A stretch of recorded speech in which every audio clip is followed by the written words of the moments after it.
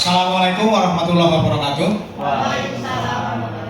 Bapak Ibu yang kami hormati, hari ini saya akan mempresentasikan tindak lanjut PKG PJOK yang kemarin saya mulai di bulan Oktober sampai dengan berakhir nanti di tanggal 12 Desember.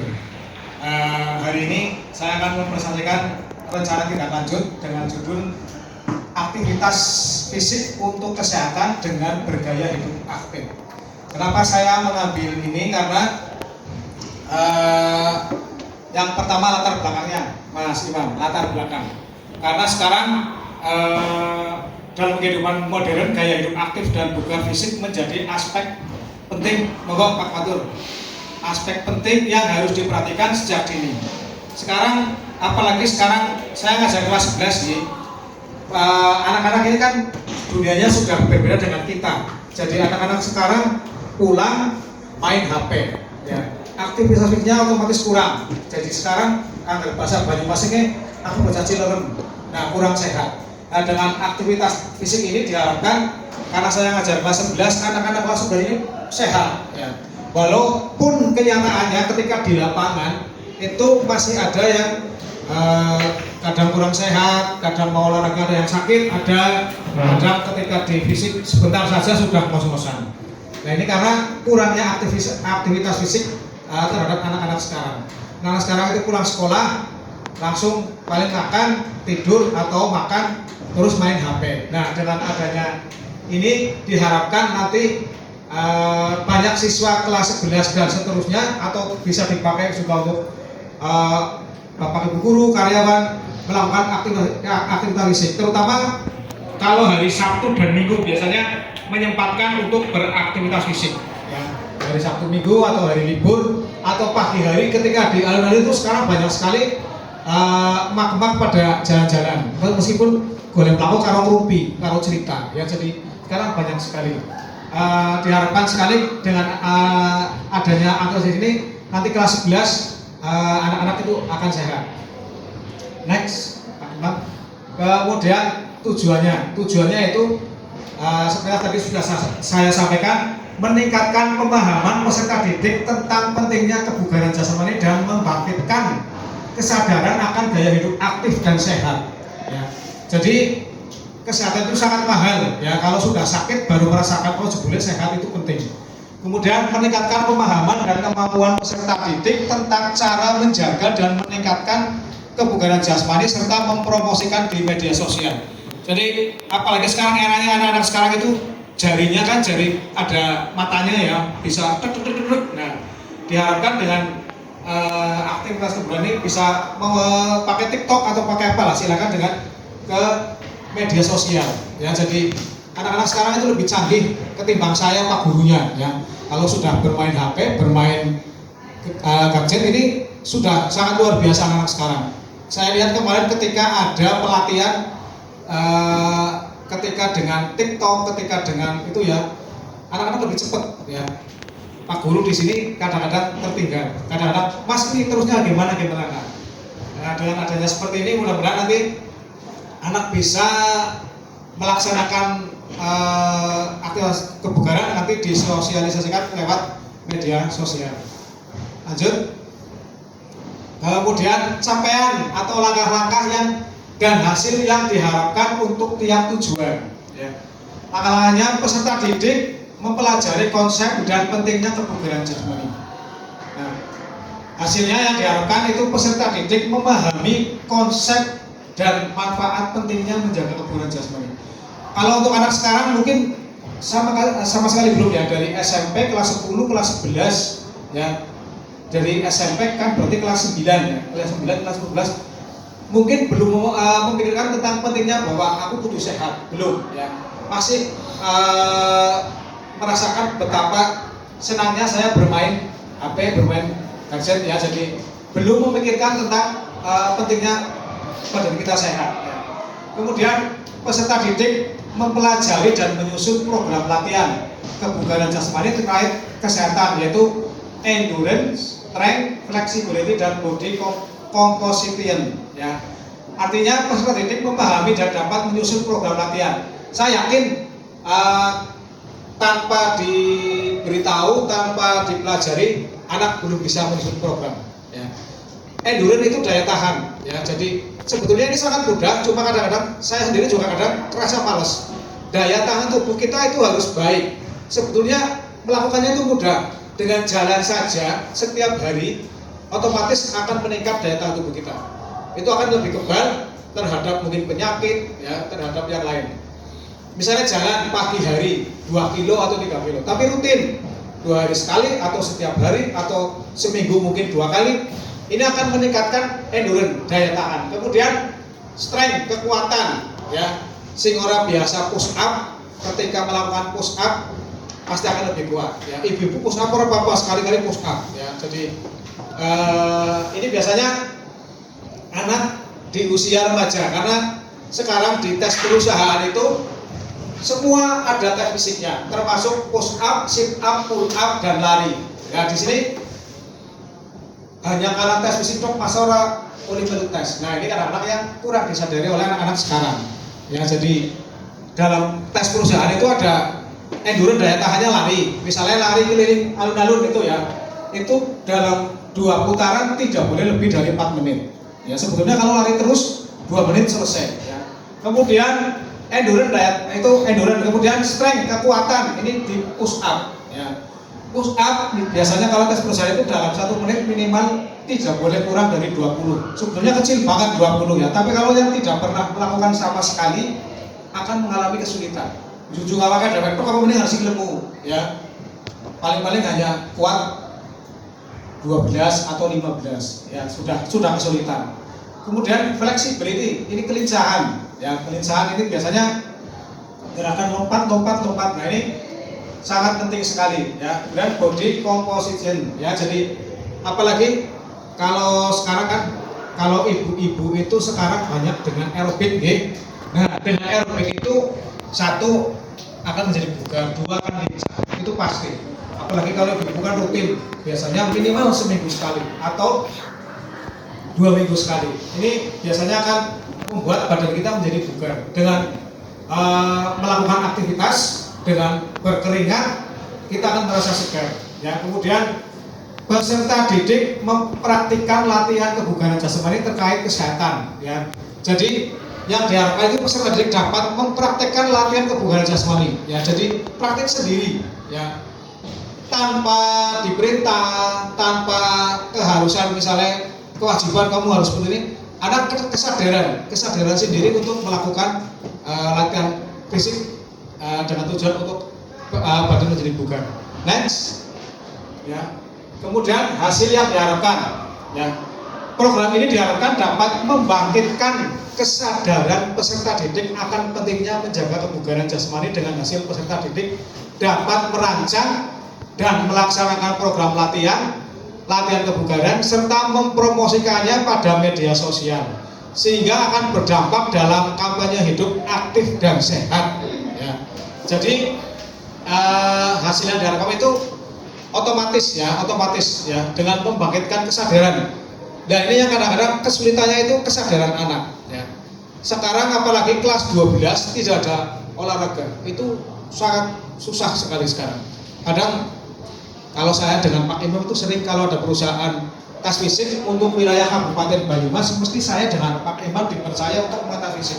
Kadang di pelataran SMK, kadang di alun-alun dengan jumlah yang sampai 600 sampai 800 siswa dari berbagai sekolah. Ini kelihatan sekali anak-anak yang aktif, misalnya di desa ada punya lapangan, ada kegiatan voli, ada sepak bola, ada lari kok ikut. Itu anaknya kecil untuk melakukan ini ringan sekali. Tapi bagi anak-anak yang tidak pernah sama sekali, dia akan merasa pusing, mual kadang. Ya. Apalagi yang namanya pull up. Ya, pull up ini mengangkat badan kita sendiri kayak gini. 1 kali aja kadang sudah kesulitan kalau yang tidak pernah olahraga beras. Tapi kalau yang pecicilan, yang sering ikut voli, hujan-hujanan, bermain sepak bola, itu anaknya lincah sekali. Ya, untuk melakukan aktivitas ini sangat kecil. Lari, push up, sit up, semuanya mesti hasilnya di atas 30. Ya, bagus ya. Kecuali pull up memang kalau yang sudah rutin sekali ya bisa sampai 10, 12 itu sudah bagus sekali. Karena termasuk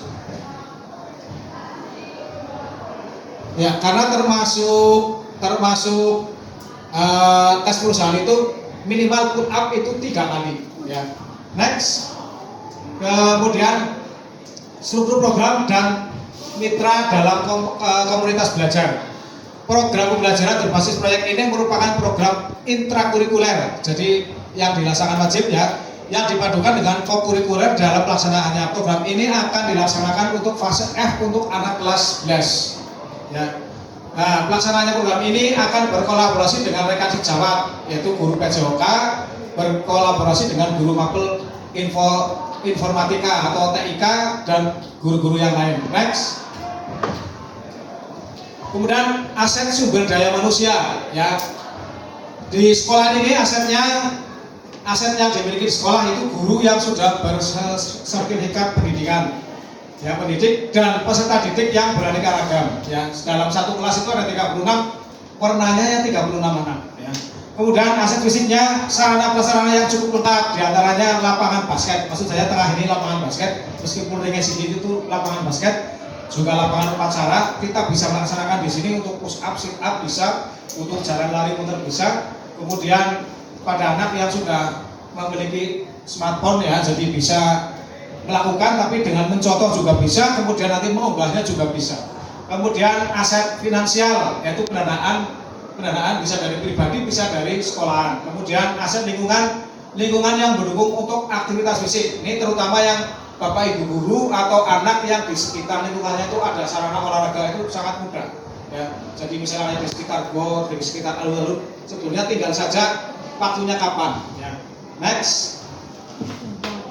Kemudian rencana evaluasi ya, melakukan survei tentang kebiasaan aktivitas fisik peserta didik, melakukan evaluasi pengetahuan tentang pentingnya kebugaran jasmani, merancang program latihan kebugaran jasmani dengan prinsip FITT ya. Partisipasi kegiatan yaitu partisipasi peserta didik dalam kegiatan merancang, mempraktikkan dan mempromosikan latihan kebugaran ke media sosial. Kemudian pengumpulan data yaitu melakukan survei, kemudian wawancara dengan peserta didik, kemudian tes praktik. Ini ada tes Harvard step test yaitu naik turun ya, contohnya begini. Nah, seperti ini bisa ya. Sepele ringan tapi itu sangat bermanfaat. Kemudian ada sit up and run dan pengukuran BMI. Next. Ya, tantangannya ini kadang-kadang manajemen waktu dengan padatnya kegiatan sekolah. Itu jelas waktu yang sangat sulit. Mengatasinya dengan mengatur jadwal sebaik mungkin. Ini kadang-kadang waktunya yang sulit. Kadang kita juga mau melakukan karena dengan aktivitas waktu yang sangat rapat, jadi kita kadang-kadang juga malas ya, jadinya sulit.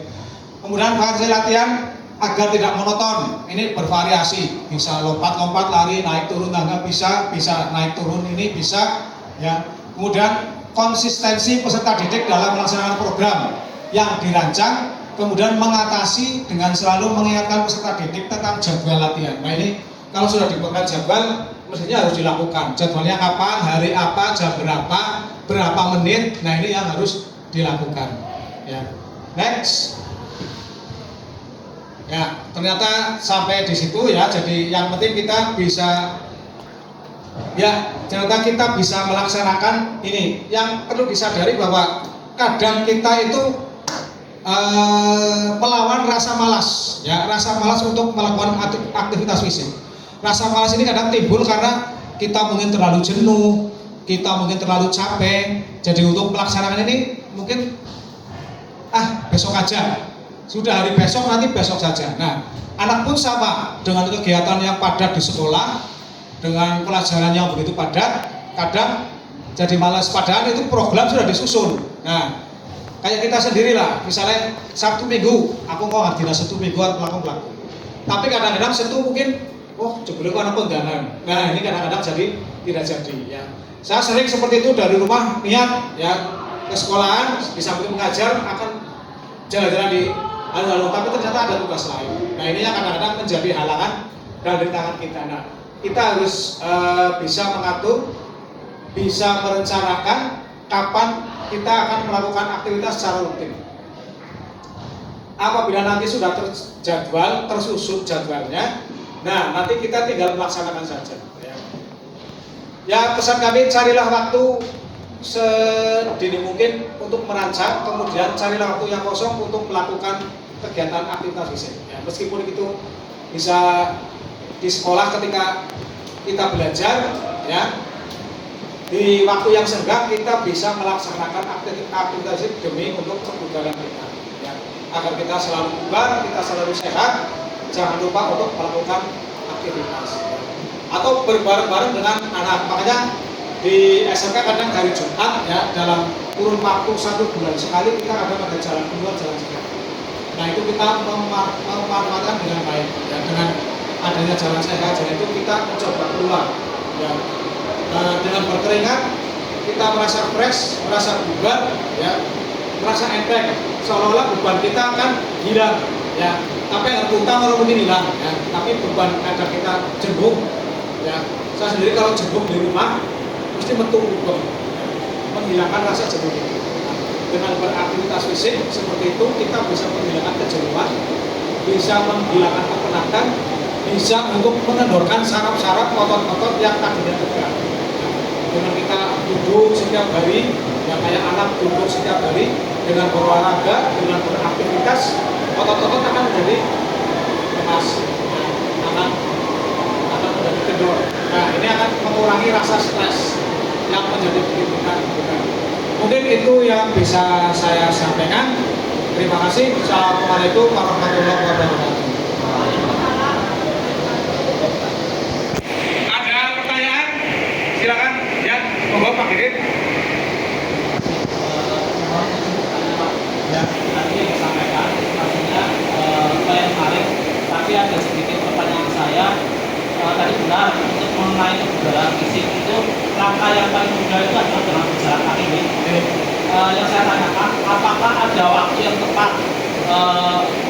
Kapan sih kita harus berjalan kaki? Mengingat kita juga punya kesibukan. Ya. Kalau misal tidak disempatkan di pagi hari, apakah boleh di sore hari setelah melakukan kegiatan aktivitas pekerjaan atau sekolah, boleh nggak sih dilakukan sore hari yang berjalan kaki misal 2 kilo atau 3 kilo? Itu yang pertama. Yang kedua, untuk penderita seseorang yang sudah kena suatu penyakit, contoh penyakit jantung, itu apakah ada kebugaran fisik yang disarankan? Ya, mengingat mungkin kalau penyakit seperti itu menderita tidak boleh terlalu capek, ya. Jadi mungkin ada olahraga apa yang disarankan. Dan yang paling baik apa? Terus boleh nggak aktivitas fisik yang gampang dilakukan di rumah saja? Bisa. Seperti itu, para ingat tidak semua kondisi rumah itu kan dengan tempat-tempat berjarak. Jadi kalau di perkotaan itu jalan tahun. Tapi kalau di desa itu kan kita, ya, tantangannya selain waktu juga tempatnya itu susah gitu. Ada jalan raya juga ramai, jalan banyak mobil. Mungkin ada kegiatan-kegiatan yang dilakukan di lingkungan rumah itu contohnya seperti apa? Oke, siap. Terima kasih Pak Didit. Yang pertama saya jawab tentang aktivitas fisik dilakukan kapan. Ini kalau yang baik sih pagi hari, Pak. Kalau misalnya saya dulu masih mungkin Pak di rumah, ketika bangun tidur, ketika habis sholat subuh saya jalan. Orang kata sekilo. Ya. Tapi sekarang sudah tidak mungkin kan, karena harus berangkat gasing. Nah, di sela-sela itu bisa Pak. Di sela-sela ketika Anda punya kosong, ada waktu berapa 1 jam, boleh silakan. Minimal jalan 1 sampai 2 kilo, bahkan 3 kilo lah. Tapi juga melihat kondisi, ya Pak, kondisi. Kalau misalnya kau pagi tidak bisa, kalau itu mau rutinitas boleh, siang hari atau sore hari boleh, tapi rutin. Misalnya seminggu 2 kali, nah itu rutin. Itu juga akan meningkatkan daya tahan tubuh kita. Ya. Kemudian yang untuk penyakit jantung, ini ada boleh paknya di tempat. Saya setiap hari, hampir setiap hari kalau tidak lupa senam jantung Pak. Senam jantung itu sangat gampang Pak, hanya begini saja. Ya. Ini untuk agar jantung kita memompanya lancar, kemudian peredaran darah lancar. Jadi posisi jongkok, seperti posisi. Nah, ya, pelan-pelan saja Pak. Nah, ini untuk senam jantung. Ada yang agak lebih berat senam jantung itu kakinya diangkat jinjit, turunnya jinjit, ya, diangkat ke belakang sana, terus kedua ujung kaki diangkat ke belakang sana. Ini saya selalu lakukan ketika saya ingat Pak, atau ketika bangun tidur atau habis mandi. Yang paling ringan ini senam jantung, biar dadanya lancar. Jadi bisa dilakukan di rumah Pak, di kamar atau saya kadang masih di kamar mandi, habis mandi ini Pak. Ya. Yang penting ini jangan lupa. Kalau pastikan mesti lakukan senam jantung. Ada lagi? Ya. Bu, monggo. Ya. Dari presentasinya saya menarik sekali ya Pak. Dan tahu juga. Terus pertanyaan saya adalah apakah kalau misalkan apa ya Pak? Kalau misalkan bagaimana cara biar konsisten punya rasa semangat dalam berolahraga itu Pak? Oh, ya, Kira ya. tipsnya bagaimana? Terus mungkin bisa kasih sedikit tips biar nggak naik turun semangatnya gitu, biar terus punya motivasi saya kurang sepeda tapi terus-terusan gitu loh Pak. Sedangkan Rutinitas, ya. dalam sehari-hari saja misalkan udah pengen misalkan katakanlah pengen mengurangi berat badan gitu, sedangkan lihat tutorial YouTube-nya saja katakanlah sambil ngemil atau sambil apa gitu kan kurangi ya Pak. Ya. Dan yang kedua adalah misalkan di rumah tangga itu kan sehari-hari katakanlah pasti kan melakukan kegiatan Ke rumah tangga. rumah, Ya, ya. apakah itu dihitung sebagai olahraga? Ya, oke, siap. Terima kasih Bu Anissa. Yang pertama rutinitas ya, kesadaran itu dari kita. Kalau bukan dari kita, dari siapa lagi? Ya. Jadi misalnya saya mau melaksanakan besok pagi jam sekian, itu ditepati. Kalau tidak tepatin seperti itu, nanti akan terus ya, terus. Kemudian kalau kita melakukan aktivitas di olahraga, ternyata meskipun kita bergerak itu bukan olahraga, karena olahraga itu sendiri. Ya. Saya sudah pernah menanyakan kebetulan saya jurusan olahraga, aktivitas fisik yang dilakukan di rumah, apalagi oleh ibu, apakah itu sudah disebut olahraga? Belum.